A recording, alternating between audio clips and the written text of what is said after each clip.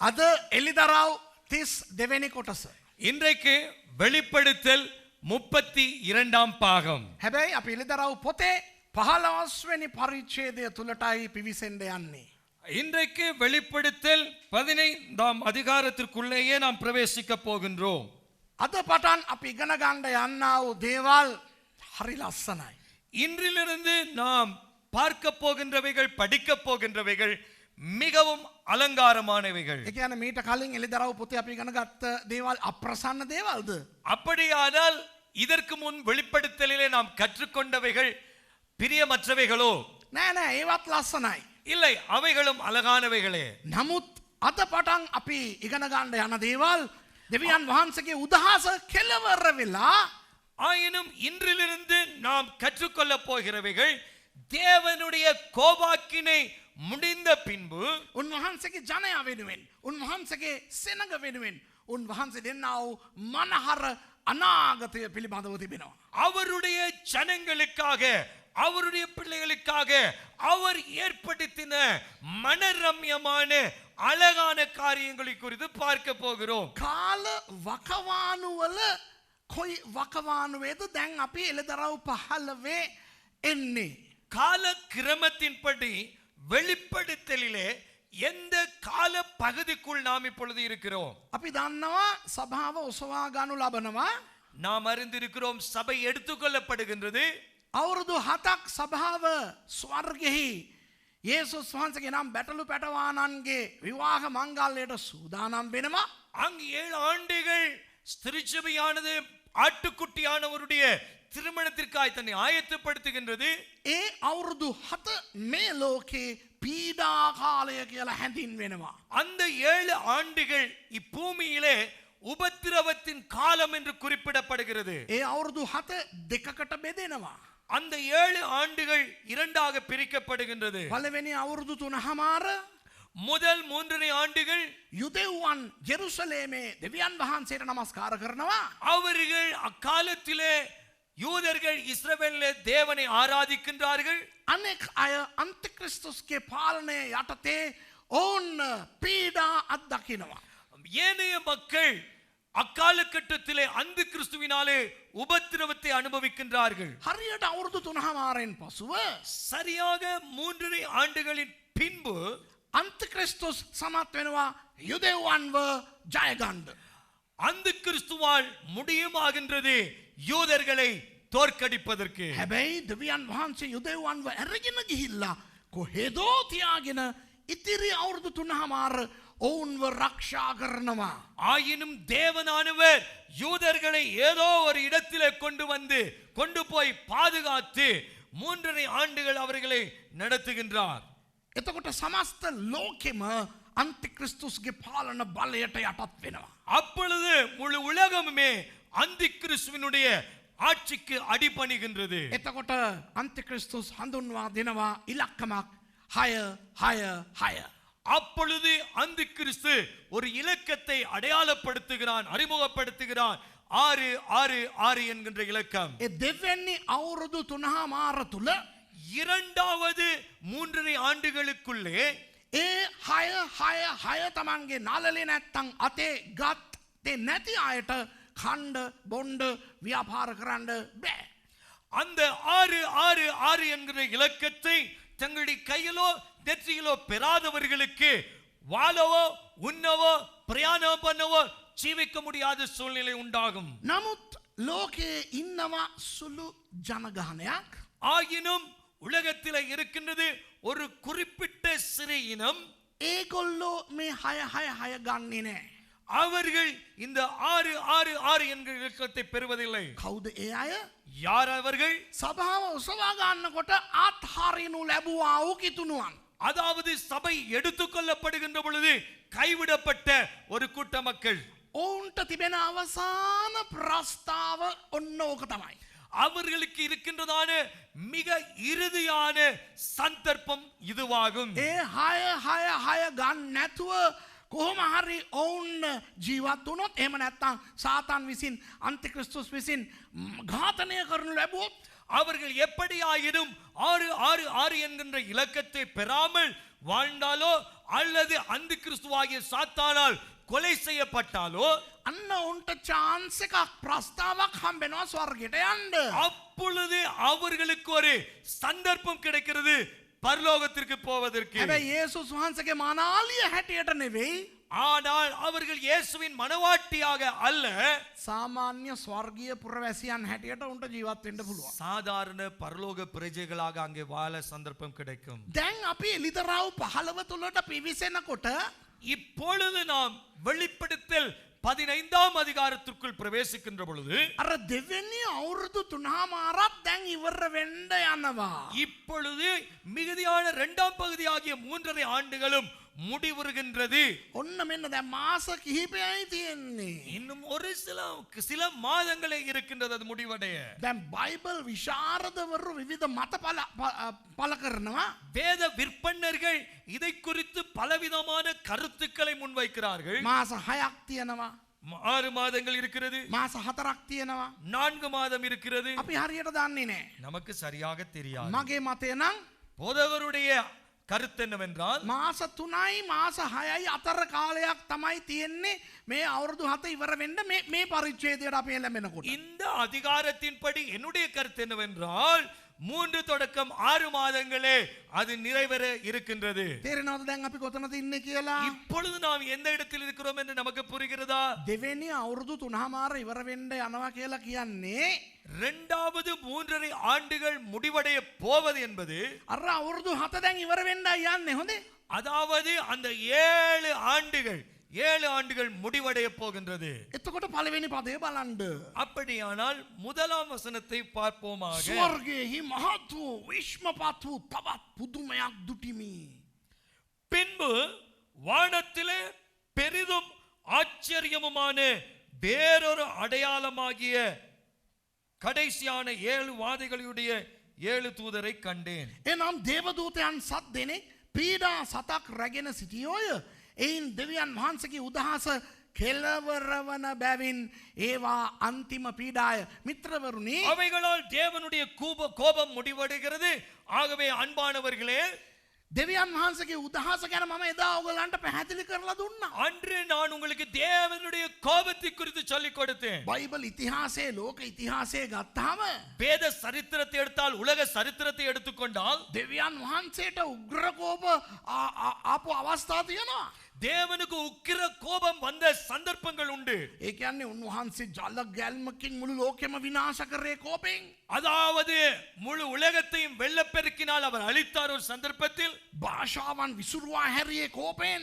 கோபத்தினால், உக்கிர கோபத்தினாலே பாஷைகளை சிதறடித்தார். ආකාන් සහෝගේ පවුල ගල් ගහලා මැරුවේ කෝපෙන්. ஆகானையும் அவருடைய குடும்பத்தை கல்லெறிந்து கொலை செய்யும்படி செய்தார். සෝදෝම් ගොමෝරා ගිනි වර්ෂාවෙන් විනාශ කරේ කෝපෙන්. அவருடைய உக்கிர கோபத்தினால் சோதோம் குமாராவை அக்கினி கந்தகத்தினாலே அழித்தார். නිනිවේ නගරය විනාශ කරේ කෝපෙන්. நினிவே பட்டணத்தை அவர் அழித்தார் கோபத்தினால். අලුත් ගිවිසුමට ආවහෙන් පස්සේ புதிய ஏற்பாட்டிற்குள் வந்த பின்பு සභාවට සම්මාදම ගෙනල්ලා බොරු කියපු අනනියා සප්පීරාට දෙවියන් වහන්සේ ගැහුවේ කෝපෙන්. சபைக்கு காணிக்கை கொண்டு வந்து பொய்யை கூறின அனனியா சப்பிராலை கோபத்தினால் அடித்தார். ඉතින් දෙවියන් වහන්සේගේ උදහස ගැන අපි දැකලා තියෙනවා. ஆகவே தேவனுடைய கோபத்தை நாம் பார்த்திருக்கிறோம் வேதத்தில். හැබැයි සභාව ඔසවා ගත්තායින් පස්සේ ஆயினும் சபை எடுத்துக்கொள்ளப்பட்ட பின்பு අර අවුරුදු 7 තුල அந்த 7 ஆண்டுகளுக்குள் උන්වහන්සේ පෙන්වන්න යනවනේ උන්වහන්සේගේ උදහස නැත්නම් කෝපය. அவர் காண்பிக்க போகிறார் அல்லவா அவருடைய கோபம் அல்லது உக்கிர கோபத்தை. අනේ අම්මේ ඒ කෝපය උන්වහන්සේ මෙතෙක් පෙන්නලා තියෙන කෝපයට සමාන නෑ. ஐயோ ஆதியின் ஆண்டவனே, இதுவரையில் அவர் காண்பித்த கோபத்திற்கு அந்த கோபம் நிகரானது அல்ல. මම ටික ඔයගොල්ලන්ට ඉලිතරව 4 ඉඳලා උගන්වගෙන ආවා මොන දේවල් මේ ලෝකෙට දෙවියන් වහන්සේ යවන්න යනවාද ඒ අවුරුදු 7 තුල කියලා නේද? அந்த வெளிப்படுத்திலிருந்து தேவன் நான் கொஞ்சம் கொஞ்சமாக தேவனுடைய கோபத்தை நான் உங்களுக்கு காண்பித்துக் கொண்டு வந்தேன். දැන් අපි ඇවිල්ලා ඉන්නේ இப்பொழுது நாம் வந்திருப்பது උන්වහන්සේගේ උදහස උන්වහන්සේගේ කෝපය කෙලවර වෙන අවස්ථාවට. அவருடைய கோபம் முடிவடைகின்ற நிலைகளை நாம் வந்திருக்கின்றோம். ඒ නිසා උන්වහන්සේ අවසාන පීඩා 7ක් දෙන්න යනවා. ஆகவே அவர் இறுதியான 7 வாதைகளை கட்டளையிட போகின்றார். කාටද ඒ අවසාන පීඩා දෙන්න යන්නේ කියන එක තමා දැන් අපි 15 සහ 16 බලන්න යන්නේ. හොඳේ. இப்பொழுது நாம் யார் மீது இந்த கடைசியான கோபம் பற்றி எறிய போகிறது என்பதை 15-16களிலே நாம் பார்க்க போகின்றோம். 16 තුලට අද මම ඕගොල්ලන්ව එක්කන් යන්න යනවා. 16க்குள்ளே நான் இன்று உங்களை அழைத்து போக போகிறேன். වෙලාව අපට අනුමතය කරන විදිහට කොච්චර දුරට යන්න පුළුවන්ද එච්චර දුරට අපි යමු. நேரம் நம்ம எவ்வளவுக்கு அனுமதிக்கின்றதோ அந்த அளவிற்கு நாம் போகலாம். 16 වෙනි පරිච්ඡේදයෙන් තමයි 16ஆம் அதிகாரத்திலே தான் අර දෙවියන් වහන්සේගේ අවසාන උදහස හත් ආකාරයෙන් උන්වහන්සේ වගුරන්න යන්නේ. கடைசியான தேவனுடைய உக்கிர கோபத்தை 7 முறைகளிலே விதங்களிலே தேவன் காண்பிக்க போகின்றார். ඒ අවසාන උදහස හත් වසංගත වලින් උන්වහන්සේ වගුරන්න පෙරවදනක් තමයි 15. அதாவது அவருடைய கடும் கோபமாகிய 7 வாதைகளையும் அவர் கொட்டும் முன்னதாக சொல்லப்படுகின்ற முதல் வசனம் தான் 15:1. එතකොට දැන් ඒ වගුරන්න යන ඒ උදහසට පෙරවදනක් නම් அப்படியானால் ஊற்றப்பட போகிற அவருடைய கோபத்தினுடைய முன் வசனமாயிருந்தால் මේ 15 තියෙන පද 8 අපි පොඩ්ඩක් බලන්න ඕනේ. இந்த 15ல இருக்கின்ற 8 வசனங்களை நாம் நோக்க வேண்டும். යමු අපි දෙවෙනි පදයට. 2ஆம் வசனத்திற்கு போவோம். ගින්නෙන් මිශ්‍ර වූ වීදුරු සාගරයක් වැනි දෙයක් සහ මුර්ගයාගෙනුත් උගේ රූපේනුත් උගේ නමේ ගණනෙනුත් ජයගෙන එන්නන් දෙවියන් වහන්සේගේ වීණා රැගෙන වීදුරු සාගරය ළඟ සිටිනවත් මම දුටිමි. அன்றியும் அக்கினி கலந்த கண்ணாடி கடல் போன்ற ஒரு கடலையும் மிருகத்திற்கும் அதன் சொரூபத்திற்கும் அதன் முத்திரைக்கும் அதன் நாமத்தின் இலக்கத்திற்கும் உள்ளாகாமல் ஜெயம் கொண்டவர்கள் தேவ சுரமண்டலங்களை பிடித்துக்கொண்டு அந்த கண்ணாடி கடலருகே நிற்கிறதையும் கண்டேன். දැන් මෙතන අපිට කියලා තියෙනවා 15 එකේ 15:1 நமக்கு சொல்லுகிறது පුදුමයක් දුටිමි කියලා. ஒரு අඩයාളം. ஒரு அற்புதத்தை கண்டேன். அடையாளம். ஆச்சரியமான ஒரு காரியத்தை கண்டேன். අඩයාලත් அடையாளம். අඩයාලම හිය කඩයිසි. ඕකේ. Yes. දැන් පුදුමය කියලා ඉරිදරව් පොතේ සඳහන් වෙන සමහර අවස්ථා ගැන කතා කරලා මම ඔයගලන්ට කියලා දුන්නා. அங்கே ஆச்சரியமான அடையாளம். அடையாளம் என்று சொல்லும் பொழுது வெளிப்படுத்தலிலே நான் உங்களுக்கு சொல்லிக் கொடுத்திருக்கிறேன். මෙතන මේ අපිට තියෙන ප්‍රශ්නේ වෙන මොනවත් නෙවෙයි. இங்கே நமக்கு இருக்கிற பிரச்சனை வேற ஒன்றும் அல்ல. පරිවර්තන ප්‍රශ්න. இங்க இருக்கிற சிங்கள தமிழ் மொழிபெயர்ப்புகள். සිංහලෙන් පුදුමය කියනවා. சிங்களத்திலே புதுமை அல்லது ஆச்சரியம் என்று சொல்லப்படுகிறது. දෙමළෙන් අඩයාලමක් කියලා කියනවා. தமிழிலே அது அடையாளம் என்று சொல்லப்படுகிறது. අපිට ඕවා වැඩක් නැහැ. அது நமக்கு தேவையில்லை. ග්‍රීක් වලින් ලිව්වේ. அது கிரேக்கத்திலே தான் சொல்லப்பட்டது. ග්‍රීක් වලින් මම ඕගලන්ට කියනවා උතන කියලා තියෙන්නේ මොකක්ද දන්නවද? அந்த இடத்துல கிரேக்க மொழியில் என்ன சொல்லி இருக்கிறது பாஸ்டர் உங்களுக்கு சொல்லுவார். සංකේතාත්මක දෙයක්. அதாவது ஒப்புடமையாக சொல்லப்பட்டவைகள். ඒ කියන්නේ මේ වීදුරු මුහුදක් කියනකොට මුහුදෙන් වීදුරු වලින් හදපු මුහුදක් නෙවෙයි. அது கண்ணாடி கடல் என்று சொல்லும் பொழுது கண்ணாடியினாலே செய்யப்பட்ட கடல் அல்ல. අඩයාලමක් ඒක. அது ஒரு அடையாளம். වෙන දෙයක් මොකද්ද එකක් ඒක පෙන්වුම් කරනවා. அது அதனால வேற ஏதோ ஒன்றை குறிப்பிட்டு காண்பிக்கின்றார். වීණා තියාගෙන හිටියා කියන්නේ වීණා අරගෙන මියුසිකල් ෂෝ එකක් කරේ නෑ උතන කවුරු. அங்கே சுரமண்டலங்கள் என்று எடுத்துக்கொண்டிருந்தார்கள் என்று சொல்வது அங்கே எடுத்து ஒரு மியூசிக்கல் ஷோ நடத்தவில்லை. අර අධික සන්තෝෂයෙන් හිටපුවාම ඉබේම සින්දු එනවනේ. அதிக சந்தோஷத்தினால் இருக்கும் பொழுது இயல்பாகவே பாட்டு வரும் அல்லவா. අපි ක්‍රිකට් මැච් එකක් බලන්න ගියා. இப்ப நாம ஒரு கிரிக்கெட் மேட்ச் பார்க்க போனோம். දැන් අපි බලන් ඉන්නවා. நாம் பார்த்து கொண்டிருக்கிறோம். අපේ පිලාම අන්තිම 6 පාර ගැහුවා එකෙන් දින්නා. அந்த நம்முடைய ஆட்கள் கடைசி 6 இலக்கத்தை அடித்தார்கள், அதனாலே வெற்றி பெற்றார்கள். එතකොට ඉබේම අපිට මොනවද වෙන්නේ? நமக்குள்ள இயல்பாக என்ன අම්මා ගිය පාරක් දුන්න බැටේ මේ පාරක් දෙනවා බැටේ. இந்த அடித்த 6 இந்த முறை அடித்த அடுத்த முறை அடிப்பான். එහෙම ඒක අර ඉබේම චූන් වෙලා සින්දු වෙනවනේ. அது இயல்பாக சூனாகி வருமல்லா உண்டு. ඒ වගේ මෙතන සංකේතාත්මක කියනවා. அதே போல ஒப்புடமையாக அல்லது ஒப்பீடாக அடையாளமாய் பேசப்படுகிறது. අර සංකේතය අපි යථාර්ථය කරගත්තොත් මොනවද වෙන්නේ? அந்த அடையாளத்தை நாம் நிஜமாக்கி கொண்டால் என்ன நடக்கும்? මෙතන ලක්ෂ ගණන් මිනිස්සු වීණාවන් තියාගෙන இந்த இடத்துல லட்சக்கணக்கான ஜனங்கள் வீணையை வைத்துக் கொண்டு சுரமணத்தை டைங் டைங் டங் டங் டங் හරියන්නේ නෑනේ. අපි බලන්න ඕනේ මොකද්ද මෙතන කියන්නේ කියලා. அது நமக்கு சரி வராது. நம்ம சரியா என்ன சொல்லுது அதை பார்க்க வேண்டும். වීදුරු මුහුද කියන්නේ වීදුරු සාගරය කියන්නේ අපි එළිතරව හතරේ බැලුවා. அதாவது கண்ணாடி கடல் என்று சொல்லும் பொழுது அதை நாம் வெளிப்படுத்தலிலே பார்த்தோம் 14. ස්වර්ගයේ දෙවියන් වහන්සේගේ වචනයට සමාන කරලා තියෙනවා ඒ වීදුරු සාගරය. பரலோகத்திலே தேவனுடைய வார்த்தைக்கு ஒப்பாக சமானப்படுத்துகிறது கண்ணாடி கடலை. ඉතින් මෙතන ගින්නෙන් මිශ්‍ර වූ වීදුරු සාගරයක් වැනි දෙයක් දැක්කාලු මෙයා. இந்த இடத்துல அக்கினி கடந்த கண்ணாடி கடல் போன்ற ஒன்றை கண்டாராம். මොකක්ද ඒක සංකේතවත් කරන්නේ? இது எதை அடையாளப்படுத்துகிறது? අන්තික්‍රිස්තුස්ව, அந்தி கிறிஸ்துவை, සාතන්ව, சாத்தானை, ඔහුගේ සම්පූර්ණ සේනාව, அதோடு கூட அவனுடைய முழு ராணுவத்தையும் සම්පූර්ණයෙන් පරාජය කරලා ජයගත්ත උන්වහන්සේගේ වචනය තමයි යොදන තියෙන්නේ. அதாவது இவைகள் எல்லாவற்றையும் முழுமையாக தோற்கடித்து மேற்கொண்ட அவருடைய வார்த்தையை தான் இங்கே இப்படி சொல்லுகிறது. වචනය ළඟ දැන් සමූහයක් හිටගෙන ඉන්නවලු. සමූහයක් හිටගෙන ඉන්නවලු. அப்படியானால் இங்கே வசனத்திற்கு முன்னதாக ஒரு பெரும் கூட்டம் நின்று கொண்டிருக்கிறதா? කවුද ඒ අය?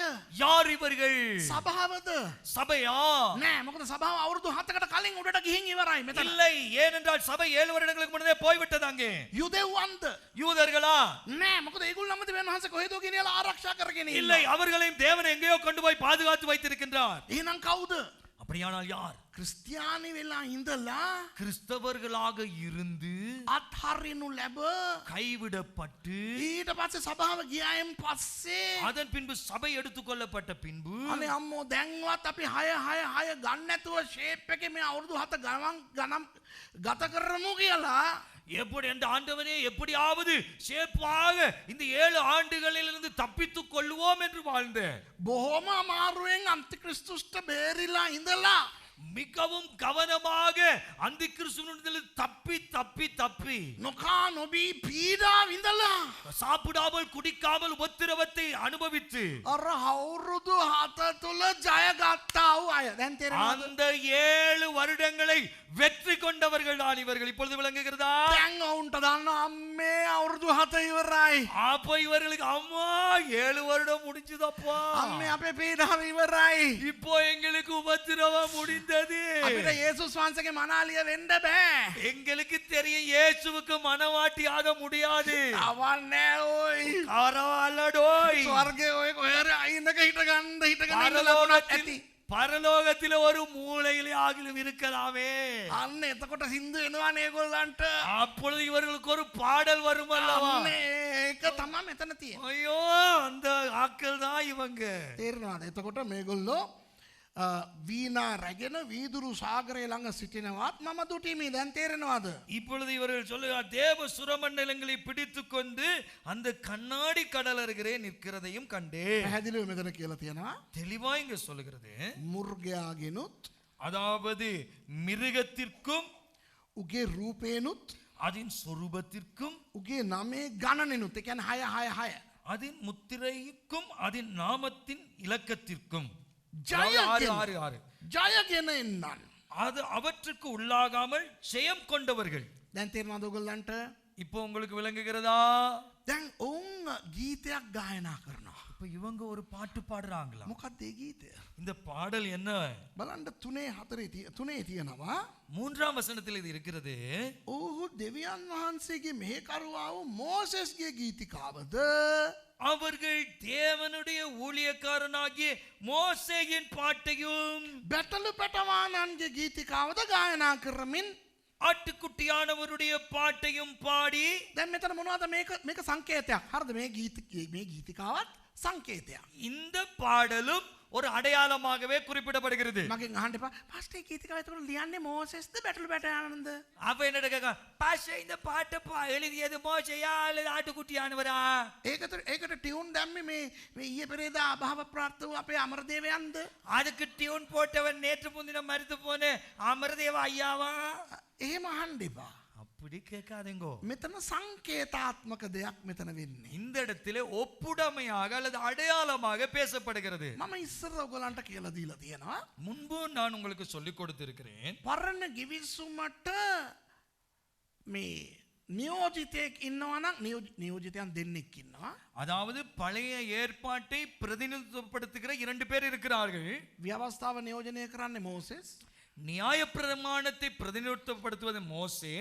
අනිත් පොත් 34 නියෝජනය කරන්නේ එලියා කියලා. මතකද? மற்ற 34 புத்தகங்களை பிரதிநிதித்துவப்படுத்துவது எலியா என்று உங்களுக்கு சொல்லிக் கொடுத்திருக்கிறேன். සමහර වෙලාවට මෝසෙස්ම මුළු පරණ ගිවිසුමටම නියෝජිතයෙක් හැටියට පෙනී හිටන අවස්ථා තියෙනවා. ஆனால் சில சூழ்நிலைகளிலே மோசே முழு பழைய ஏற்பாட்டிற்கும் பிரதிநிதியாக காண்பிக்கப்படுகிற சூழ்நிலைகளும் உண்டு. දැන් මෙතන වීදුරු සාගරය බැලුවානේ අපි.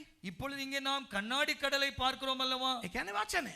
அதாவது வார்த்தை அது. මෙතන මෝසෙස්ගේ ගීතිකාව කියලා කියද්දී இந்த இடத்திலே மோசேயின் பாட்டு என்று சொல்லும் பொழுது පරණ ගිවිසුම.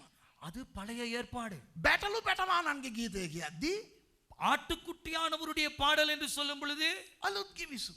புதிய ஏற்பாடு. එතකොට මෝසෙස්ගේ බැටළු පැටවානන්ගේ ගීත මේගොල්ලෝ ගායනා කරනවා කියන්නේ அப்படியானால் மோசேயினுடையதும் ஆட்டுக்குட்டியானவருடைய பாடலை இவர்கள் பாடுகிறார்கள் என்று சொன்னால் පරණ ගිවිසුම සහ අලුත් ගිවිසුම பழைய ஏற்பாட்டையும் புதிய ஏற்பாட்டையும் සම්පූර්ණ වෙලා அதை நிறைவாக்கி முழுமையாக்கி ඒවා ඉෂ්ට වෙලා அது நிறைவேறி ඒවායේ තිබෙන පොරොන්දු அதில் இருக்கிற வாக்குத்தத்தங்கள் பொருத்தனைகள் ඒවායේ තිබෙන ගිවිසුම් அதில் இருக்கிற உடன்படிக்கைகள் ඒවායේ තිබෙන ආශිර්වාද அதில் இருக்கிற ஆசீர்வாதங்கள் සියල්ල දෙවියන් වහන්සේ දැන් සම්පූර්ණ කර තිබෙනවා அவை எல்லாவற்றையும் தேவன் சம்பூர்ணப்படுத்தி இருக்கிறார் කියන ඒ ප්‍රීතියෙන් එන්නව ගීතය තේරෙනවද? அந்த மகிழ்ச்சியினாலே வருகின்ற ஒரு பாடல்.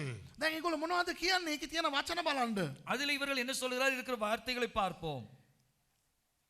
සර්ව පරාක්‍රම වූ ස්වාමි වූ දෙවියන් වහන්සේ ඔබගේ ක්‍රියා මහත්ය විශ්මපත්‍ය ජාතීන්ගේ රාජ්‍යරුවෙනි ඔබගේ මාර්ග ධර්මිෂ්ඨය සැබෑය. சர்வ வல்லமையுள்ள தேவனாகிய கர்த்தாவே, தேவரீருடைய கிரியைகள் மகத்துவமும் ஆச்சரியமுமானவைகள். பரிசுத்தவான்களின் ராஜாவே, தேவரீருடைய வழிகள் நீதியும் சத்தியமுமானவைகள். ස්වාමිනී හතරවෙනි පදය 4ாம் வசனம் சொல்லுகிறது, கர்த்தாவே ඔබගේ නාමයට භය නොවන්නෙත් ගෞරව නොකරන්නෙත් කවුද? මොක් නිසාද ඔබ පමණක් ශුද්ධය. ඒ බැවින් සියලු ජාතීන් පැමිණ ඔබ ඉදිරියෙහි නමස්කාර කරනවා ඇත. මොක් නිසාද ඔබගේ ධර්මිෂ්ඨ ක්‍රියා ප්‍රකාශ කරන ලද්දේ යයි කීවෝය. கர்த்தாவே, யார் உமக்கு பயப்படாமலும் உமது நாமத்தை மகிமைப்படுத்தாமலும் இருக்கலாம். தேவரீர் ஒருவரே பரிசுத்தர். எல்லா ஜாதிகளும் வந்து உமக்கு முன்பாக தொழுது கொள்வார்கள். உம்முடைய நீதியான செயல்கள் வெளியரங்கமாயின என்றார்கள். දැන් මේ දර්ශනය ඔයගලන්ට තේරෙනවද? இப்பொழுது இந்த தரிசனம் உங்களுக்கு புரிகிறதா? යොහන් දැන් දකිනවා. யோவான் இப்பொழுது பார்க்கிறார். අර අවුරුදු 7 ඉවර වෙන්න ආසන්නයි. 7 வருடங்கள் முடிவடைய போகின்றது. இப்பொழுது දැන් අර 6 නොගත් இப்பொழுது 6 எடுக்காதவர்கள், ඒ අන්තික්‍රිස්තුස්ට පරාජය නොවුනව அந்த கிறிஸ்துவினாலே தோற்கடிக்கப்படாதவர்கள், ඒ අය දැන් දෙවියන් වහන්සේගේ වචනය ගැන ඒ වචනය මත හිටගෙන ඔවුන් ගායනා කරනවා. அவர்கள் தேவனுடைய வார்த்தையின் மீது நின்று இப்பொழுது பாடுகிறார்கள். ඔවුන් කියනවා ස්වාමීන් වහන්සේගේ බලය මහත්. அவர்கள் சொல்லுகிறார், கர்த்தாவே உம்முடைய வல்லமை மகத்துவமானது. ඔබ වහන්සේගේ ක්‍රියා ඉමහත්. உம்முடைய கிரியைகள் மகா பெரியவைகள். ඔබ වහන්සේට නමස්කාර කරන්නේ නැත්තේ කවුද? உம்மை ஆராதிக்காமல் இருப்பது யார்? වහන්සේ සර්ව බලධාරී කියලා උන්වහන්සේට ප්‍රශංසා කරනවා. நீர் சர்வ வல்லவர் என்று அவரை ஆராதிக்கின்றார்கள். තේරෙනවද? புரிகிறதா? මෙන්න බලන්න තව දෙයක් වෙනවා ඊළඟ පදේ. அடுத்த வசனத்தில் இன்னொன்று நடக்கிறதை பாருங்கள். එන් පසු ස්වර්ගයේ තිබෙන සාක්ෂි මණ්ඩපයේ දේවමාලිගාව ඇරී තිබෙන බව දුටිමි. இவைகளுக்கு பின்பு நான் பார்த்தபோது இதோ பரலோகத்திலே சாட்சியின் கூடாரமாகிய ஆலயம் திறக்கப்பட்டது. දෙමළෙන් තමුල්ල තිරක්කපට්ටதுங்கிறது පිළ තිරක්කපටිருந்தது. මොකද අපි දන්නවා දැන් සිංහලෙන් හරියට තියනවා දෙමළෙන් තියනවා මෙතනලු ඇරියේ. ඔයගලන්ට මතකද දේවමාලිගාව කොයි පරිච්ඡේදයේද අරින්නේ කියලා? உங்களுக்கு ஞாபகம் இருக்கிறதா தேவாலயம் எந்த அதிகாரத்திலே திறக்கப்பட்டது என்று நாம் முன்பு சொன்னோம். ස්වර්ගයේ තියෙන දේවමාලිගාව අරින පදේ මොකද්ද? කාටද කියන්න පුළුවන්? பரலோகத்தில் இருக்கிற தேவாலயம் எந்த வார்த்தையிலே திறக்கப்பட்டது? எந்த இடத்திலே? එලිදරව් வெளிப்படுத்தல் 19 very good. 11:19 19 ඇරලා ඉවරයි. அன்று வெளிப்படுத்தல் 11:19 தேவாலயம் திறக்கப்பட்டு விட்டது. ඒ කියන්නේ අවුරුදු 7 කොයි කාලෙද උක? அதாவது 7 ஆண்டுகளுடைய எந்த பகுதியிலே? පළවෙනි තුනාමාර ඉවර වුණාම හරියමද? அதாவது முதல் 3.5 ஆண்டுகள் முடிகின்ற பொழுது දැන් මේක අර දෙවෙනි අවුරුදු තුනාමාරත් ඉවර වෙනකොටනේ. இது இப்பொழுது 2வது 3.5 ஆண்டுகள் முடிகின்ற தருவாய். දෙමළ බයිබලේ කියනවා එතනලු අරින්නේ. தமிழ் வேதாகமம் சொல்கிறது அங்கே திறக்கப்பட்டது என்று சொல்கிறது. පරිවර්තන ප්‍රශ්නයක්. அந்த தமிழ் வேதாகமத்திலே அந்த வார்த்தை தவறான மொழிபெயர்ப்பு. 11 ඇරලා ඉවරයි. 11:19 திறக்கப்பட்டு விட்டது. මෙයා බලනකොට ඇරිලා තියෙන දේවමාලිගාව දකින්නේ. හොඳේ. அதாவது திறக்கப்பட்ட தேவாலயத்தை பார்க்கிறேன் என்பதுதான் இந்த இடத்துல சொல்லப்படுகிறது. දැන් 6 වෙනි පදේ කියනවා இப்பொழுது 6ஆம் வசனம் சொல்கிறது එවිට පීඩා සත ඇතුව සිටියා වූ දේවදූතයන් සද්දෙනා පවිත්‍ර වූ දීප්තිමත් වූ වස්ත්‍ර පැළඳ රන් පටි වලින් තමුන්ගේ ලාය බැඳගෙන දේවමාලිගාවෙන් පිටත්ව ආවෝය. 6ஆம் வசனம் அந்த ஆலயத்திலிருந்து 7 வாதைகளையுடைய அவ்வேழு தூதர்களும் சுத்தமும் பிரகாசமுமான மெல்லிய வஸ்திரம் தரித்து மார்பருகே பொற்கச்சைகளை கட்டிக்கொண்டு புறப்பட்டார்கள். මේ අය කවුද දන්නවද? இவர்கள் யார்? දේවදූතයන්. தேவதூதர்கள். අර දෙවියන් වහන්සේගේ අවසාන උදහස නැමැති ඒ වසංගත 7 මේ පොළොවට වගුරන්න යන දේවදූතයන් 7 දෙනා. தேவனுடைய உக்கிர கோபமாகிய 7 வாதைகளையும் இந்த பூமியின் மேலே ஊற்றப் போகின்ற 7 தூதர்கள். එතකොට තව දේවදූතයෝ අර 4 දෙනෙක් ඉන්නවනේ. அப்பொழுது இன்னும் ஒரு 4 தூதர்கள் இருக்கிறார்கள் அல்லவா? 7 වෙනි පදේ බලන්න ජීවමාන සත්වයන් 4 දෙනාගෙන් එක්කෙනෙක් සදා කාලයටම ජීවත් වන්නා වූ දෙවියන් වහන්සේගේ උදහසින් පූර්ණ වූ රන් පාත්‍රා 7ක් දේවදූතයන් 7 දෙනාට දුන්නේය. அங்கே சொல்லப்படுகிறது 7ஆம் வசனம் அப்பொழுது அந்த 4 ஜீவன்களில் ஒன்று சதா காலங்களிலும் உயிரோடு இருக்கிற தேவனுடைய கோபாக்கினையால் நிறைந்த பொற்கலசங்கள் 7ஐயும் அந்த 7 தூதர்களுக்கும் கொடுத்தது. මතක තියාගන්න ஞாபகம் வைத்துக் கொள்ளுங்கள், මේවා සංකේත විතරයි. இவைகள் அடையாளமாகத்தான் பேசப்படுகிறது. එහෙමනේ අපි දැක්කේ. அப்படித்தானே நாம் பார்க்கிறோம். මේ අඩයාලමක් කියලා කියද්දී அடையாளம் என்று சொல்லப்படுகிற பொழுது ඇත්තටම භාජනයක් තිබුණේ නැහැ. அங்கு உண்மையாக ஒரு பாத்திரம் இருக்கவில்லை. ඇත්තටම ලය වැස්මක් ඒගොල්ලෝ ඇඳගෙන හිටියේ නැහැ. அவர்கள் உண்மையாகவே பொற்கச்சைகளை அல்லது மார்பக கவசங்களை கட்டி இருக்கவில்லை. මොකද ඒගොල්ලෝ මේ ලය වැස්ම ඇඳගෙන ඉන්න බවට ඔය දේවදූතයන් ගැන පෙන්නලා තියන්නේ ඇයි දන්නවද? அந்த மார்க்கவசங்களை கட்டி இருக்கிறார்கள் என்று தேவதூதர்களை குறித்து ஏன் சொல்லப்படுகிறது தெரியுமா? ජය ගන්නන්.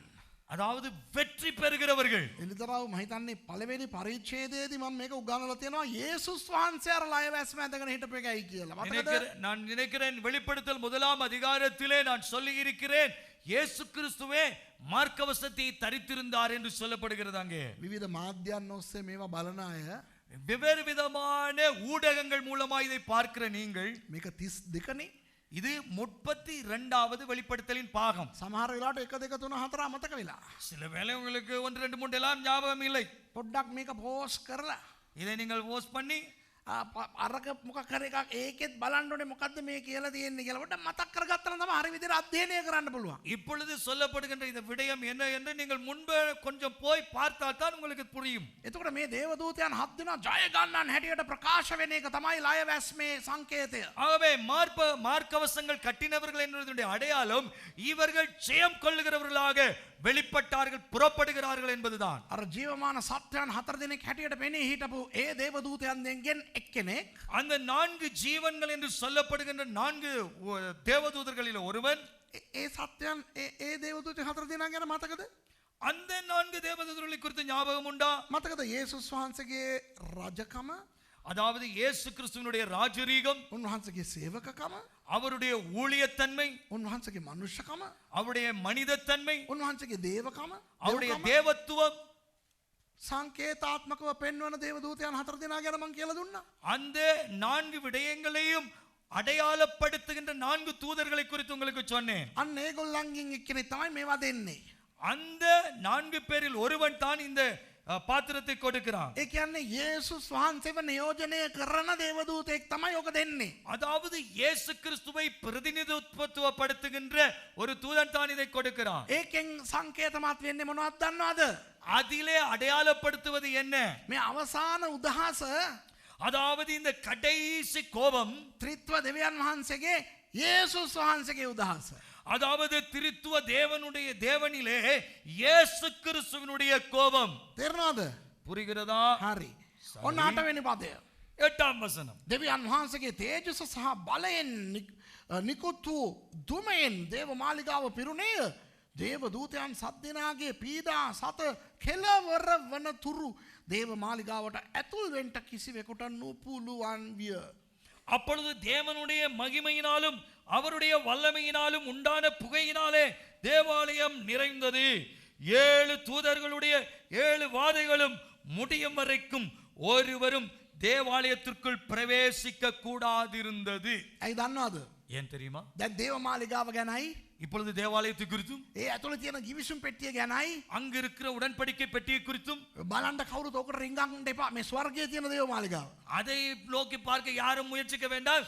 இது பேசுவது பரலோகத்தில் இருக்கிற தேவாலயத்தை குறித்து. අපි සේරම මේ අවසාන උදහස වැగిරෙන විදිය බලාගමු කියලා කියන්න තමයි මේක දෙවියන් වහන්සේ කියන්නේ.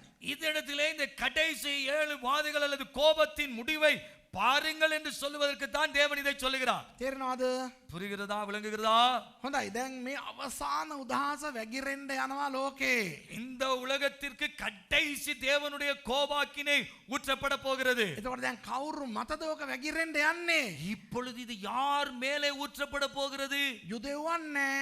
யூதர்கள் இல்லை. ඒගොල්ලෝ කොහෙදෝ හැංගිලා ඉන්නවා දෙවියන් වහන්සේගේ ආරක්ෂාවෙන්න. அவர்களை தேவன் எங்கேயோ ஒரு இடத்திலே பாதுகாத்து வைத்திருக்கிறார். සභාව නෑ. ඒක අවුරුදු 7කට කලින් එසවීම් ලබලා ඉවරයි. சபையும் இல்லை. சபையை 7 ஆண்டுகளுக்கு முன்னதாக எடுத்துக்கொண்டு விட்டார். දැන් අර 6 ගත්තේ නැති අයත් ජයග්‍රහණය අරගෙන කොහෙදෝ මේ වීණා අරගෙන මේ බයිලා පාරක් දාගෙන ඉන්නවලු. இப்பொழுது 666 இலக்கத்தை பெறாதவர்கள் எங்கேயோ இடத்திலே சுரமண்டலத்தை எடுத்து வாசித்துக் கொண்டிருக்கிறார்கள். එතකොට දැන් පොළොවේ ඉතුරු වෙලා ඉන්නේ කවුද?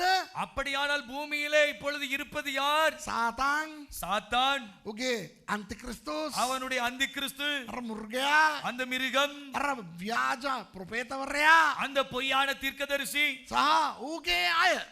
அதோடு அவனுடைய கூட்டம். ඒ කියන්නේ ලෝකේ ඒ යක්ෂයාට නමස්කාර කරපු හැම එකම දැන් උන් විතරයි ඉතුරු වෙලා ඉන්නේ. பிசாசுக்கு இப்பொழுது பூமியிலே அவனை ஆராதித்த கூட்டத்தில் இந்த கூட்டம் மாத்திரம் தான் மிகுதியாக இருக்கிறது. දැන් දෙවියන් වහන්සේගේ උදහස වගුරනකොට இப்பொழுது தேவனுடைய கோபாக்கினை ஊற்றப்படுகிற பொழுது අනේ ඕකේ මගේ එකෙකුගේ ඇඟට ඕක වදී කියලා හිතන්න මගේ එකෙක් කියන එකෙක් දැන් නැහැ දෙවියන් වහන්සේ. ஐயோ இப்பொழுது என்னுடைய யாராவது ஒருவன் மீது இந்த கோபம் ஊற்றப்படுகிறது என்று தேவன் நினைப்பதற்கு தேவனுடைய யாரும் அங்கே இல்லை. ඒ නිසා අතපය දිග ඇරගෙන වගුරන්න පුළුවන්. இப்பொழுது கைகளை நீட்டி கோபம் ஊற்றப்படுகிறது. භයානක විදියට එක පාරටම වගුරන්න පුළුවන්. பயங்கரமான ரீதியிலே விதத்திலே கோபம் ஊற்றப்படுகிறது.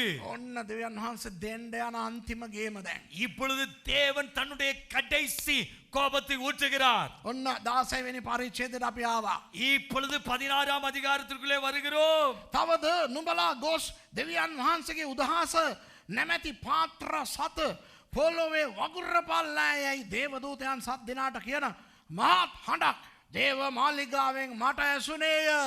அப்பொழுது தேவாலயத்திலிருந்து உண்டான ஒரு பெருஞ்சத்தம் அந்த 7 தூதருடனே நீங்கள் போய் தேவனுடைய கோப கலசங்களை பூமியின் மேல் ஊற்றுங்கள் என்று சொல்ல கேட்டேன். කොහෙන්ද ඔය ශබ්දය එන්නේ? எங்கே இருந்து இந்த சத்தம் வருகிறது? ස්වර්ගයෙන් පාස්ටර්. பரலோகத்திலே பாச்சர், ස්වර්ගයෙන් තමයි. பரலோகத்திலே தான். ස්වර්ගයේ කොතනින්ද? பரலோகத்திலே எங்கே இருந்து? ඒක අපි දන්නේ කොහොමද? அது எங்களுக்கு எப்படி தெரியும்? කියලා තියෙනවා. சொல்லி இருக்கிறது. ස්වර්ගයේ තියෙන දේව මාලිගාවෙන්. பரலோகத்தில் இருக்கிற தேவாலயத்தில் இருந்து. ඉතින් අපිට මොකෝ?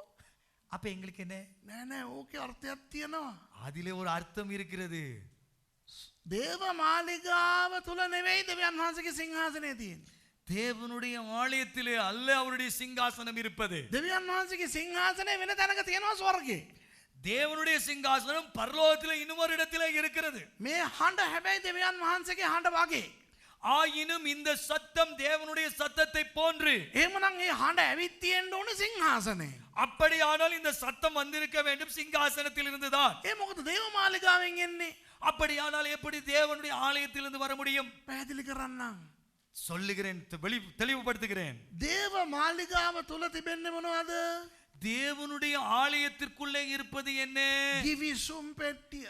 உடன்படிக்கை பெட்டி. ගිවිසුම් පෙට්ටිය සංකේතවත් කරන්නේ මොකද්ද? உடன்படிக்கை பெட்டி எதை பிரதிநிதித்துவப்படுத்துகிறது? දෙවියන් වහන්සේ මනුෂ්‍යයා සමග කරගත් ගිවිසුම. தேவன் மனிதனோடு செய்த உடன்படிக்கை. ගිවිසුම් පෙට්ටිය තුල තියෙන්නේ මොනවද? உடன்படிக்கை பெட்டிக்குள்ளே இருப்பது என்ன? ජිල්පි 3ක් තියෙනවා. அதிலே ஜில்பி 3 இருக்கிறது. පළවෙනි එක ஒன்று දස පනත ලියන ලද ගල්ලෑලි දෙක.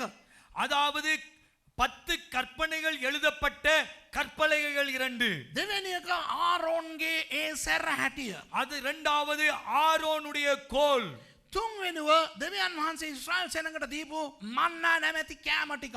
அதிலே மூன்றாவதாக தேவன் இஸ்ரவேலருக்கு கொடுத்த உணவாகிய மன்னாவிலே கொஞ்சம். ඒ ගිවිසුම් පෙට්ටිය තුල තිබෙන මේ දේවල් තුනෙන් அந்த உடன்படிக்கை பெட்டிக்குள்ளே இருக்கின்றதான இந்த மூன்றிலும் இருந்து දෙවියන් වහන්සේගේ ගිවිසුම ලස්සනට පෙන්නනවා උන්වහන්සේ. தேவன் தன்னுடைய உடன்படிக்கையை மிக அழகாக காண்பிக்கின்றார். ඔන්න පළවෙනි ජිල්පිය.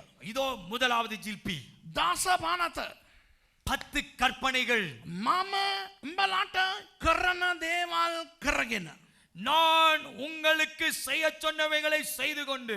මම උඹලාට කරන්න එපා කියන දේවල් උඹලා නොකර ඉඳගෙන.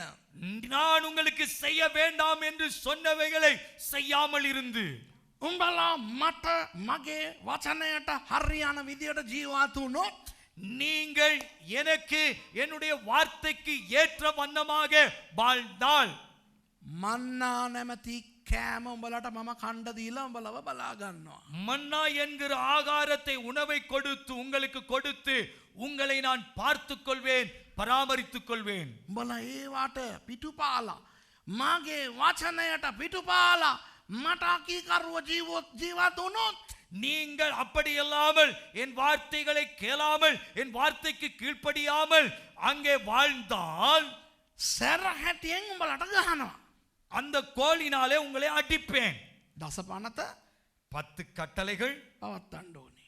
அதை கடைபிடிக்க வேண்டும். පවත්තන එකාට அதை கடைபிடிக்கிறவனுக்கு මන්නා දෙනවා. மன்னாவை கொடுப்பேன். පවත්වන්න නැති එකාට அதை கடைபிடிக்காதவனுக்கு ගුටි දෙනවා. அடி கொடுப்பேன். අන්න ඒක තමයි අර දේවල් තුන.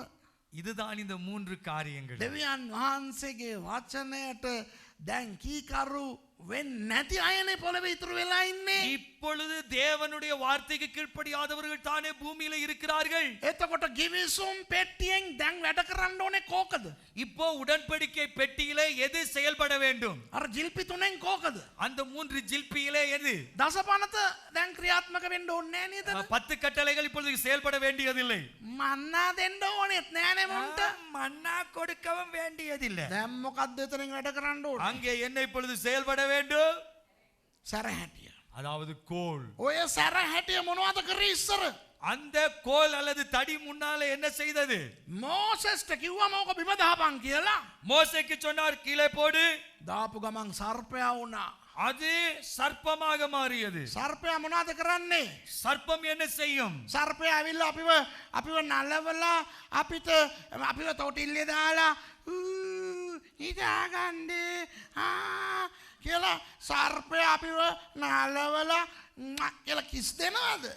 அப்போ இந்த சர்ப்பம் நம்மை வந்து தாளாட்டி சீராட்டி அது வந்து எந்த செல்லவே பிச்சை எடு அப்படி வந்து உம்மா கொடுக்குமா? සර්පයා මොනවද කරන්නේ? சர்ப்பம் என்ன செய்யும்? විදින්නවා. அது கடிக்கும். තේරෙනවද? විදින්නවා.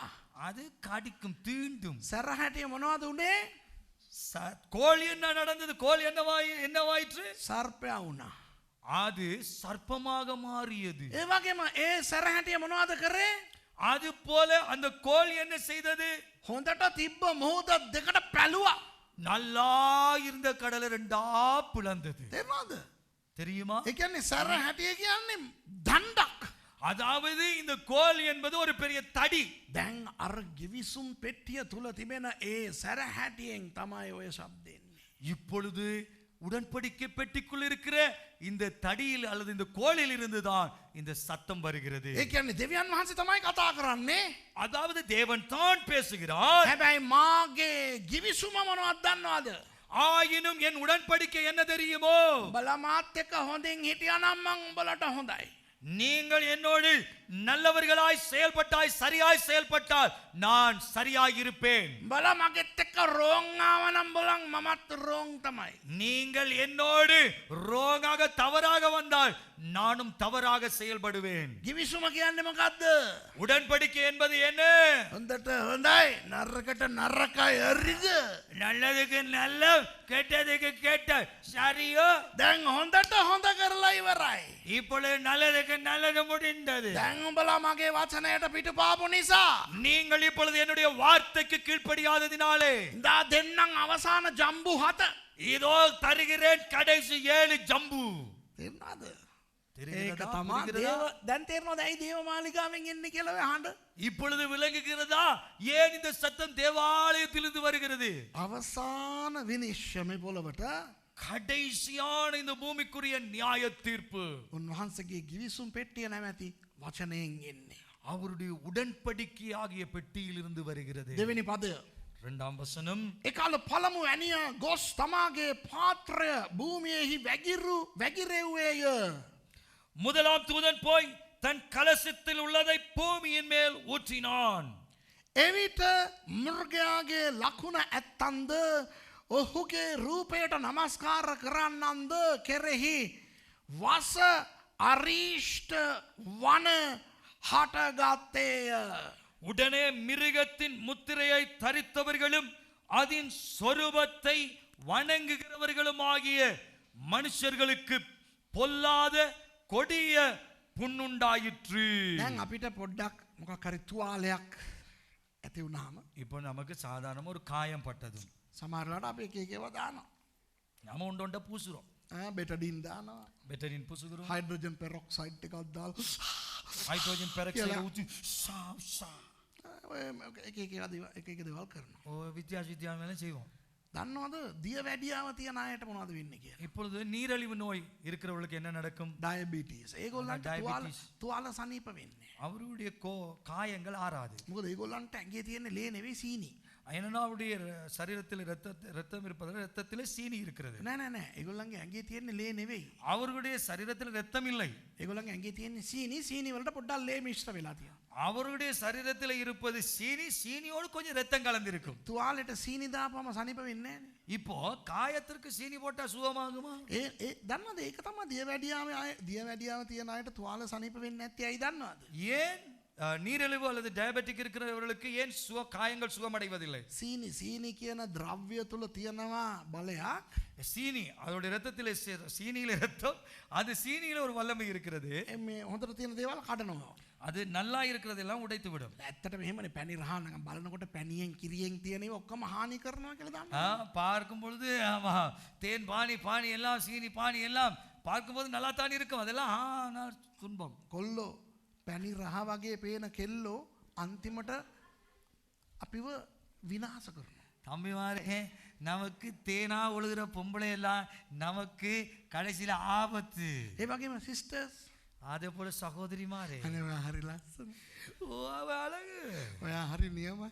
நீங்க ரொம்ப நல்ல. ඔයා වගේ කෙල්ලෙක් මං දැකලම නෑ. உங்களை போல ஒரு பொண்ணை நான் காண இல்ல. එහෙම සීනි ටෝක් දෙනවනේ. இப்படி சீனி சீனி டாக் கொடுக்குறாங்க தானே. ඊට පස්සේ උන් ඕගොල්ලන්ව විනාශ කරන්න තමයි ඔය දේ කරන්නේ. உங்களை எல்லாம் அழிக்கத்தான் இதெல்லாம். හැබැයි අපිට මොකක් හරි ලෙඩක් තිබිලා ඒක සනීප කරවන බෙහෙත් පොඩ්ඩක් රස කරලා බලන්න. இப்போ எங்களை ஏதாவது ஒரு நோய் அல்லது காயம் இருந்தால் சுகமாக்குகிற ஒரு மருந்தை குடித்து பாருங்களேன். සාමාන්‍ය අර හැමදාම ගන්න අර පැනඩෝල් එක අරන් පොඩ්ඩක් දිවේ තියලා බලන්න. சாதாரணமாக எந்த நாளும் குடிக்கிற அந்த பெனடோலை எடுத்து கொஞ்சம் நாக்கில் தேய்ச்சி பாருங்களேன். තිත්තයි. அது கசப்பு. ඔය කැප්සියුල් එකක් ඇරලා ඇතුලේ තියෙන පවුඩර් එක පොඩ්ඩක් තියලා බලන්න. இந்த கேப்சூலை ரெண்டாக பிரிச்சு அதுக்குள்ள இருக்கிற பவுடர் கொஞ்சம் வாய்க்குள்ள போட்டு பாருங்களேன். තිත්තයි. அது கொஞ்சம் அது கசப்பு. ඒ නිසා ස්වභාව ධර්මයෙන්ම අපිට දන්නවා ஆகவே இயல்பாகவே நமக்கு தெரியும் පැණි රහ භයානකයි. அதாவது இனிப்பு பயங்கரமானது, තිත්ත கசப்பானது හොඳයි. நல்லது. කොල්ලෝ කෙල්ලොත් ඒ වගේ තමයි. හොඳයි. பையங்களும் பொடியங்களும் பெண்களும் இப்படித்தான். දැන් මේක තිත්ත ඇත්ත කරන්න දෙයක් නැහැ. இது கசப்பு ஆனா உண்மை, செய்ய வழி இல்லை. ඉතින් ඔය දියවැඩියා හැදුන මිනිස්සුන්ට මේ සනීප වෙන්න හදනකොට තුවාල இப்பொழுது நீரிழிவு நோய் பாய்ப்பட்டவர்களுக்கு காயம் ஏற்பட சுகமாக்கும் பொழுது සීනි ඇවිත් ඒ තුවාලේ සනීප කරන ඒ දේවල් ඒ ශෛල විනාශ කරනවා. அதாவது சீனியானது என்ன செய்கிறது, அந்த காயத்தை குணமாக்குகிற களங்களை அது அழிக்கின்றது. ඒ නිසා තුවාල සනීප වෙන්නේ. ஆகவே அந்த காயம் சுகமடைவதில்லை, ஆறுவதில்லை. තුවාල සනීප වෙන්නේ නැත්තම් මොනවද දන්නවද වෙන්නේ? காயம் சுகமாகாவிட்டால் ஆறாவிட்டால் என்ன நடக்கும்? වන වෙනවා. அது நாசமாக்கும், இல்ல அது சலம் பிடிக்கும். சிதல் பிடிக்கும், பழுக்கும், காயம் பழுக்கும். பழுக்கும். වන වෙනවා කියන්නේ මොනවද දන්නවද? அது பழுக்கும் அல்லது சிதல் பிடிக்கும் என்றால் என்ன? බැක්ටීරියා, වෛරස්, ෆංගස් කියන ඔය මේ කෘමීන් උන් ඇවිල්ලා ඕවායින් කෑම අනුභව කරලා ජීවත් වෙන්න පටන් ගන්නවා. அதாவது பாக்டீரியா, பங்கஸ், வைரஸ் இவைகள் எல்லாம் அந்த காயத்திலே வந்து இருந்து கொண்டு அதை உணவாக உட்கொண்டு கொண்டு இருக்கும். එතකොට ඒ තුවාලේ තම වැඩි වෙනවා, ලොකු වෙනවා, පැතිරෙනවා. அப்பொழுது அந்த காயம் கொஞ்சம் கொஞ்சமாக பெருத்து பெருத்து பெருக்கம் அடையும். එතකොට ඒ තුවාලේ හරහා ගමන් කරන රුධිරාණු අස්සට அப்பொழுது இந்த கூடாக பிரவேசிக்கிற இரத்தத்திற்குள்ளே ඔය වෛරස්ලා බැක්ටීරියාලාත් රිංගගෙන ඇඟේ ඇතුළට යනවා. அப்பொழுது இந்த வைரஸ்கள், இந்த பாக்டீரியாக்கள் அந்த இரத்தத்திற்குள்ளே போய் சரீரத்திற்குள்ளே எங்கும் போக ஆரம்பிக்கும். ඊට පස්සේ ඒගොල්ලන්ට උණ හැදෙනවා. அதன் பின்பு இவர்களுக்கு காய்ச்சல் வரும். ඒකනේ සමහරවිට දොස්තර මහත්තයෝ කියන්නේ මේ ඔයාට උණ හැදිලා තියෙන්නේ මේ තුවාලේ නිසා. அப்பொழுது ஆகவே தான் வைத்தியர்கள் சொல்கிறார்கள், உங்களுக்கு காய்ச்சல் வந்ததுக்கு காரணம் இந்த புண். ඉතින් එක තුවාලයක් අපේ ඇඟේ කොතන හරි තිබිලා ඒක වන වුණා නම් අපිට හොඳට ඉන්නම බෑ. ஒரு காயம், ஒரு காயத்தினாலே நமக்கு காய்ச்சல் வந்தாலே நம்ம தாங்க முடியவில்லை. දැන් මෙතන අර උදාසේ විභාජනයෙන් වගුරුපුවාම මොනවදලු වෙන්නේ? இப்பொழுது தேவனுடைய இந்த கோபத்து கலசத்தை ஊற்றினதிலும் என்ன நடக்கிறது? පොළවේ ඉන්න හැම එකාටම වන වෙන තුවාල හැමතැනම. இப்பொழுது பூமியிலே இருக்கிற எல்லார் மேலும் அங்கே குணமாக்க முடியாத, அங்கே பழுதாய் போன, அங்கே கொடிய புண்கள் ஏற்படும். ඒ කියන්නේ ඇඟේ හැමතැනම තුවාල. அதாவது உடல் எங்கிலும் காயம், புண். ඒත් නිකන් තුවාල නම් කමක් නැහැ. බැන්ඩේජ් එකක් හරි යොතන්න පුළුවන්. சும்மா காயமானால் பரவாயில்ல, ஒரு பெண்டேஜை சுற்றலாம். මේක වන වෙච්ච තුවාල. இது வந்து பழுதாய் போன அல்லது அழுகி போன காயங்கள். එතකොට වන වුණාම මොනවද? තුවාලයක් වන වුණාම අල්ලන්න බෑ. அந்த காயங்கள் அழுகி போனால் என்ன நடக்கும்? அதை தொட முடியாது. ගාගෙන ඉන්නවනේ. இப்படி கத்திக்கொண்டே ஊதிக்கொண்டே இருக்கணும். එක තැනක නම් කමක් නැහැ. ගාගෙන ඉන්න පුළුවන්. ஒரு இடத்துலனா பரவாயில்ல, பூ பூ பூ பூ என்று சொல்லி கொண்டிருக்கலாம். ඇඟේ හැමතැනම විශේෂයෙන් පිටපැත්තේ එමනම් කොහෙන් ෆූ ගහන්නද? இப்போ உடம்பில எல்லாம் பின் பக்கமும் வந்தா எந்த பக்கம் பூ அடிக்கிறது? කසන්න බෑ. எங்க சொரிய முடியாதே. හොරිනම් කසකස ඉන්න පුළුවන්. சொரியானால் சொரிஞ்சி இருக்கலாம். තුවාල නම් අල්ලන්නත් බෑ. அது காயமானால் தொடவே முடியாது. අනික අල්ලන්නේ කොහෙද? මේ අල්ලන ඇඟිල්ලෙත් තුවාලනේ. தொட முடியாது. ஏன்னா தொடுகிற இந்த விரல்களிலும் புண்.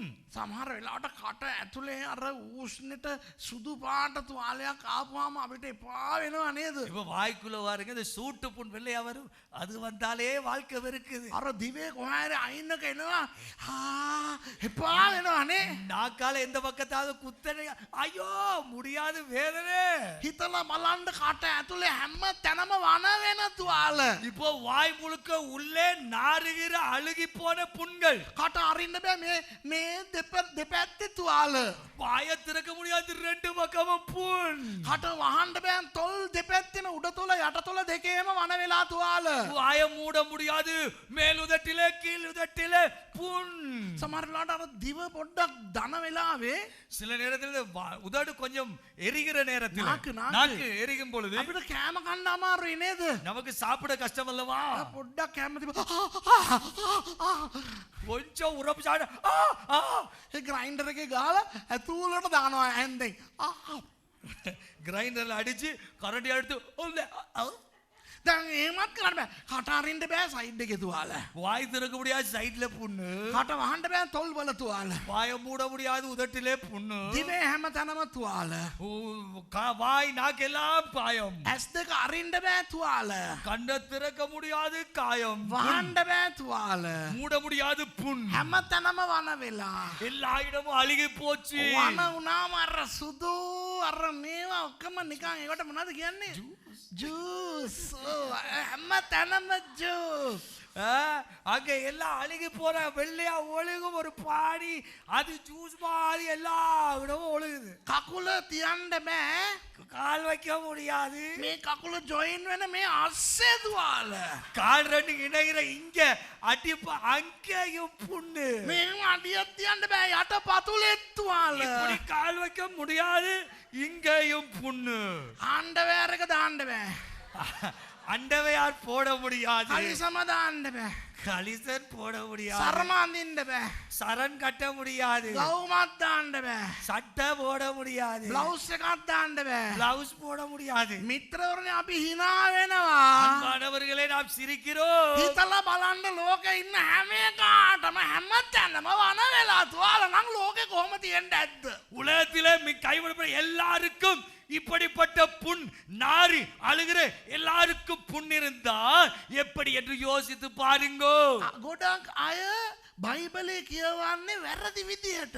அநேகர் பைபிளை வாசிப்பது தவறாக.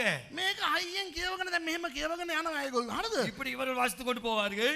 එතකොට කෝ ඒකල පළවෙනි ආගෝස්තු තමාගේ පාත්‍රය භූමියේ වැගිරුවේ. එවිට මුර්ගයාගේ ලකුණ ඇත්තන්ද ඔවුන්ගේ රූපෙට නමස්කාර කරන්නන්ද කෙරෙහි වස අරිෂ්ඨ වන මොකද්ද වන හටගත්තේය කියලා දෙවෙනි තමාගේ පාත්‍රය කියලා ඊළඟට ගියා. இப்படியாக ஒரு வாசம் போய் தன் கலசத்தில் உள்ள பூமியில் ஊற்றினான். உடனே மிருகத்தின் முத்திரை தரித்தவரால் சொருபத்தை வனங்களாய் மனுஷர்களுக்கு போய் அது பூண்டு உண்டாகியது. இப்படியே போய் 2வது வசனத்துக்கு போயிடுவான். පොඩ්ඩක් හිතලා බලන්න ඕනේ. கொஞ்சம் யோசிச்சு பார்க்கணும்.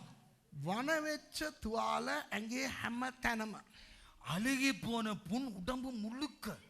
ඇඳුමක් දාන්න පුළුවන්. உடுப்பு போடலாமா? නොදා ඉන්නත් බෑ. போடாம இருக்கவும் முடியாது. දාන්නත් බෑ. போடவும் முடியாது. උදේ ගන්න බෑ පිටේ තුවාල. நித்திர உள்ள முடியாது. பின்னால முதுகெல்லாம் புண். ඉඳ ගන්න බෑ පස්සපැත්තේ තුවාල. உட்கார முடியாது. இங்க புண். හිට ගන්න බෑ පතුලේ තුවාල. நிற்க முடியாது. அடியிலே பாதத்திலே புண். මෙම වැටෙන්න යනකොට අත තියන්න බෑ අතෙත් තුවාල. இப்படி விழ போகும்போது கை வைக்க முடியாது. கையிலே புண். හොරිනම් කසකසාරේ ඉන්න පුළුවන්. சொரியானால் சொரிஞ்சாவது இருக்கலாம். රිදෙනවා. ஐயோ வலிக்குது. දනවා. எரியுது. ඉඳ ගන්න බෑ. இருக்க முடியல. හිට ගන්න බෑ. ஐயோ இங்கால சரிய முடியல. උදේ ගන්න බෑ. தூங்க முடியலோ. වතුර බොන්න බෑ. தண்ணி குடிக்க முடியல. දැන් මට තුවාල තියෙනවා නම් எனக்கு புண் இருந்தா තුවාල නැති කාට හරි කියනවා මට වතුර ටිකක් දෙන්නකෝ புண் පොවන්නකෝ இல்லாத කියලා. யாருக்காவது சொல்லலாம் எனக்கு கொஞ்சம் தண்ணி கொண்டு வாங்கோ. ඒ කාලේ ඉන්න යන හැම කාටම තුවාල නිසා அந்த காலகட்டத்தில் இருக்க போற எல்லாருக்குமே புண். මහත්තයාටත් බෑ. புருஷனுக்கு முடியாது. හාමිනේටත් බෑ. அங்க பொண்டாட்டிக்கும் முடியாது. දරුවන්ටත් බෑ. பிள்ளைக்கும் முடியாது. මමී මාමී රිදෙනවා වලිකේදේ මොකටද රිදෙනවාදුවේ එනක වලිකේදේ මගලේ මේ ඔන්න ඔය ඕක අතැල්ල මේ මට රිදෙනවා වතුර ටිකක් ගෙනින් ආද කයවටට එනක වලිකේදේ තන්නේ කොචෝ කොඩුවාගෝ පැමිලි පිටින් වන පැමිලි මුළු පැමිලිකු පුන් තෙරනාද බලන්න පවුල් දා. පිටින් කුට්ටි පිටින් ගං පිටින් වෙද මහත්තයා ළඟට යන්න බෑ වෙද මහත්තයාටත් වන குடும்பமாக கிராமமாக கோத்திரமாக எல்லாருக்குமே புண் வைத்தியரிடத்துல போக முடியாது வைத்தியருக்கும் புண் හොස්පිටල් එකට යන්න ත්‍රීවීල් එකක් ගෙන්න ගන්න ත්‍රීවීල් කාර්යයටත් මිනිහා ටෙලිෆෝන් ආන්සර් කරන්න මොකද ෆෝන් එක අල්ලන්න බෑ මිනිහටත් වන அங்க ஹாஸ்பிட்டலுக்கு போறதுக்கு த்ரீவிலுக்கு கால் பண்ண முடியாது ஏட்டா அவனுக்கு புண் போன் எடுக்க அவனை போன் எடுத்தா அடிச்சா அவனுக்கு போன் எடுக்க முடியாது புண் ඇඟිලි වල වන අතේ වන කකුලේ වන පිටේ වන බඩේ වන කනේ වන කටේ වන ඇහි වන නහයේ වන නැති තැනක් නෑ அங்கே காலிலே அழுகி முதுகிலே அழுகி பின்னுக்கு அழுகி முன்னுக்கு அழுகி மேல அழுகி கீழே அழுகி எல்லா இடமும் அழுகி அழுகி அழுகி මේ අම්බ වනයේ இது கொடிய புண் තේරෙනවද புரியுதா? අයියෝ කතා කරන්න බෑ සෝල හැටුනේ දුවාද போ හලෝ ஹலோ කොහොමද ෂොට් එක எப்படி அடி எப்படி அடி අපි hina වෙනවනේ நாம சிரிக்கிறோம் මම දන්න මෙතනින් හැම කෙනාටම පොඩි හරි තුවාලයක් ඇවිල්ලා තියෙනවනේ අපේ ජීවිතේ இங்க இருக்கிற எல்லாருக்கும் ஏதோ ஒரு விதத்துல ஒரு புண் வந்திருக்கு தானே ඔය එක පොඩි තුවාලයක් නිසා අපි කොච්චර මේ උඩරට නැටුම් යා පහතරට නැටුම් දාලා ඇද්ද කියලා හිතලා බලන්න இது பாருங்க இந்த ஒரு புண்ணுக்காக நம்ம கண்டியன் டான்ஸ் கெண்டியன் டான்ஸ் அப்புறம் பரதநாட்டியம் கதகளி எல்லாமே ஆடி திக்கிறோம் එනකොට මේ අර චූටි ඇඟිල්ල කොතනද වෙලා අයියෝ අම්මා நடந்து வரும் பொழுது වර්තනටුම් නටනවා චූටි ෂොට් එකක් වැදිලා கொஞ்சம் அடி போட்ட உடனே ஐயோ ஏண்டாமா கண்டியன் டான்ஸ் அந்த டான்ஸ் கதகளி பரதநாட்டியம் எல்லாம் ஆடி தீத்துருவோம் තව නටුවක් තියෙනවා දත් කැක්කුම් නටුම් දැකලා තියෙනවද ඒක இன்னொன்று இருக்கு தெரியுமா பல்லு வலி டான்ஸ் මේ පැත්ත அது பல் பல் பல் டான்ஸ் இப்படி வந்தா இப்படி இப்படி இப்படி வந்தா இப்படி இப்படி இப்படி இப்படி හිසරද නටුම් දැකලා තියෙනවද தலைவலி டான்ஸ் பார்த்திருக்கிறீங்களா அது இப்படி இப்படி அப்புறம் இப்படி இப்படி இப்படி இப்படி අනේ හිතලා බලන්න ඔය එක තුවාලයක් නිසා අපි විඳ දුක ஒரு புண்ணாலே வருகிற டான்ஸை பார்த்தீங்களா நடனம் ඔයගලන්ට ඒ කාලේ ඉන්න ඕනේද நீங்க அந்த காலத்துல இருக்கணுமா සමහර උගන්නනවානේ සභාව ඔය කාලේ ඉන්නවා කියලා சிலர் படிச்சு கொடுக்கிறார்கள் அந்த காலத்துல நீங்கள் இருப்பீர்கள் සභාව ඒ කාලේ ඔය දේවල් තුල යයිලු சபை அந்த காலத்துல அதுக்குள்ளாக போகுமா මාට කිසිම අවශ්‍ය රුදාමක් නැහැ ඔය කාලේ යන්න எனக்கு எந்த வருத்தமும் இல்லை அந்த காலத்துக்குள்ள போறதுக்கு ඔයගලන්ට ආසයිද உங்களுக்கு ஆசையா යක්ෂයා බොරුවට මේ දේවල් එච්චර සැර නෑ වගේ පෙන්නනවා பிசாசு இது அவ்வளவு கொடுமை இல்லாதது போல காண்பிக்கின்றான் මම මෙච්චර විග්‍රහ කරලා නටලා ඔයගලන්ට පෙන්වන්න හේතුව உங்களுக்கு இதை இவ்வளவு விவரணப்படுத்தி ஆடி பாடி காண்பிப்பதற்கு காரணம் මම ඔයගොල්ලන්ව පිනවන්න නෙවෙයි මං සර්කස් කාරයෙක් නෙවෙයි මං කලාකරුවෙක් නෙවෙයි உங்களை சிரிக்க வைக்கவோ சந்தோஷப்படுத்தவோ அல்ல நான் சர்க்கஸ் காரனோ அல்லது மந்திரிகக்காரனோ அல்ல මට ඕනේ ඔයගොල්ලෝ දැනගන්න எனக்கு தேவை நீங்கள் அறிந்து கொள்ள வேண்டும் කොච්චර භයානක දෙයක්ද இந்த காலம் அந்த காலம் எவ்வளவு கொடுமை என்பதை அறிந்து கொள்ள வேண்டும் ඕක පළවෙනි උදහස විතරයි இது முதலாவது கோபம் மாத்திரமே ලබන සතියේ අනිත් 6 මම උගන්වනවා அடுத்த வாரத்தில் மிகுதி 6ஐயும் கற்றுக் கொடுக்க போகிறேன் හොඳයි හොඳේ நல்லதா දෙවියන් වහන්සේගේ අවසාන උදහස බලන්න කොච්චර භයානකද කියලා தேவனுடைய கோபாக்கினை எவ்வளவு கொடுமை என்பதை யோசித்து මොකද பாருங்க එකවරට ගහලා දැම්මම උන් මැරෙයි ஏன்னா ஒரே அடி அடிச்சா வேலை செத்து போயிடுவான் හැබැයි උන් මරන්නෙත් නැතුව அவனும் கொல்லாமல் උන්ට දෙනවා ආයේ නෑ කියන්න බැරි තරම් වූ වදයක් அவனால சகிக்க முடியாத தாங்க முடியாத வேதனையை தேவன் கொடுக்கிறார் අන්තික්‍රිස්තුස්ටත් බැරි වෙනවා அந்த கிறிஸ்துவாலும் முடியாது මුර්ගයාටත් බැරි වෙනවා மிருகத்தாலும் முடியாமல் போகும் ව්‍යාජ ප්‍රපේතවරයාටත් බැරි වෙනවා கள்ள தீர்க்கதரிசியாலும் முடியாமல் போகும் ඔවුන්ගේ නායකයා වන සාතන්ටත් බැරි වෙනවා அவனுடைய தலைவனாகிய பிசாசாலும் முடியாது போகும் ඒ මිනිස්සුන්ගේ වන කර්ණ කොටගෙන ඒගොල්ලන්ට ඇති වෙන ඒ වේදනාව නැති කරන්න அந்த வாதையினாலே, இந்த புண்களினாலே, கொடிய புண்களினால் ஏற்படுகிற வேதனையிலிருந்து மனிதர்களை தப்புவிக்க அவர்கள் எவராலும் முடியாது போகும். අවසාන උදහසේ පළවෙනි එක විතරයි අද බැලුවේ. கடைசி 7 வாதைகளிலே ஒன்றைத்தான், முதலாவதைத்தான் பார்த்தோம். ලබන සතියේ දෙකේ ඉඳලා මම කියලා දෙන්න. வருகிற வாரம் 2 மிகுதியை பார்ப்போம். නැගිට සිට යාඥා කරමු. நாம் யாவரும் எழுந்திருந்து ஜெபிக்கலாம்.